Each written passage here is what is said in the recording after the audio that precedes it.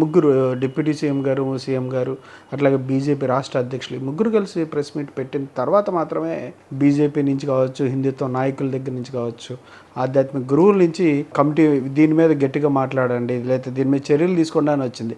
BJP ఈ విషయంలో ఎందుకని పూర్తి స్థాయిలో మాట్లాడలేకపోయింది? అంటే ప్రజల యొక్క నమ్మకాన్ని ప్రతిసారి ఎందుకు అని అనుకుందా, లేకపోతే ఏంటి కారణం? అని కాదు. ఇప్పుడు అక్కడ అడల్టరేషన్ జరిగిన మాట వాస్తవం. అది national dairy board, development board confirm చేశారు. ఆ తర్వాత ఈ వివాదం తెర మీదకి వచ్చింది. సుప్రీంకోర్టు నియమించిన సిట్ ఉంది. సిట్ ఒక రిపోర్ట్ ఫైనల్ చేసింది. జరిగింది అడల్టరేషన్ జరిగింది, 100% వాస్తవం. ఆ ల్యాబ్ ఏదైతే ఉందో ఆ ల్యాబ్ ఏముంది, యానిమల్ ఫ్యాట్ 10% కన్నా లోపు ఉంటే దాన్ని ఎనలైజ్ చేసే మెకానిజం మా దగ్గర లేదు, సో ఇంకొక ల్యాబ్కి రెఫర్ చేయండి అంది.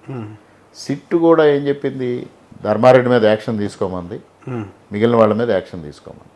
ఇంకంతకన్నా ఏంటండి?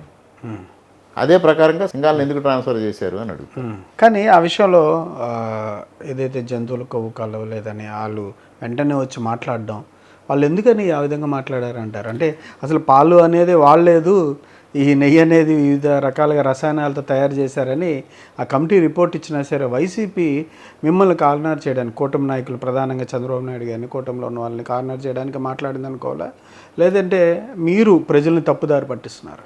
లేదు, వాళ్ళ స్కిన్ సేవ్ చేసుకోవడం కోసం మాట్లాడారు. అడల్టరేషన్ జరిగిందనేది సిట్ ఎప్పుడైతే చెప్పిందో వాళ్ళకి దిక్కుతోచని పరిస్థితి, ఎదురుదాడే మార్గం కింద మాట్లాడుతున్నారు. ఆ తర్వాత ఎదురుదాడిలో కూడా ఫెయిల్ అవుతున్నాం అని తెలిసిన తర్వాత అంబటి రాంబాబు విషయాన్ని తెర మీదకి తీసుకొచ్చి దాన్ని పక్కదారి పెట్టించే ప్రయత్నం చేశారు. పక్కదారి అంటే ఇప్పుడు మీకు సంబంధించిన బడ్జెట్ విషయంలో ఎట్లా ఉందంటారు? మీ విశ్లేషణ ఏంటి? బడ్జెట్ బాగుందండి. ఎందువల్లంటే వాళ్ళు ఏదో మాట్లాడుతూ ఉన్నారు, కానీ గతంలో అప్పులు తీర్చడం కోసం కానీ, గతంలో ఉన్న పెండింగ్ బిల్స్ ఏవైతే పెండింగ్ ఇష్యూస్ ఉన్నాయో వాటిని క్లియర్ చేయడానికి కానీ ప్రత్యేకంగా 23,000 కోట్లు కేటాయించారు. అదేవిధంగా మనకి ఇబ్బందికరమైన పరిస్థితుల్లో కూడా సంక్షేమ పథకాలన్నిటికీ, అన్ని హెడ్స్కి స్పష్టమైన కేటాయింపులు చేశారు.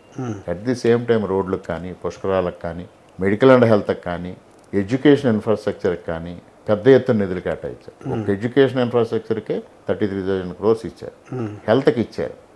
ఈ విధంగా ఒక స్పెసిఫిక్ డైరెక్షన్లో వెళ్తా ఉంది.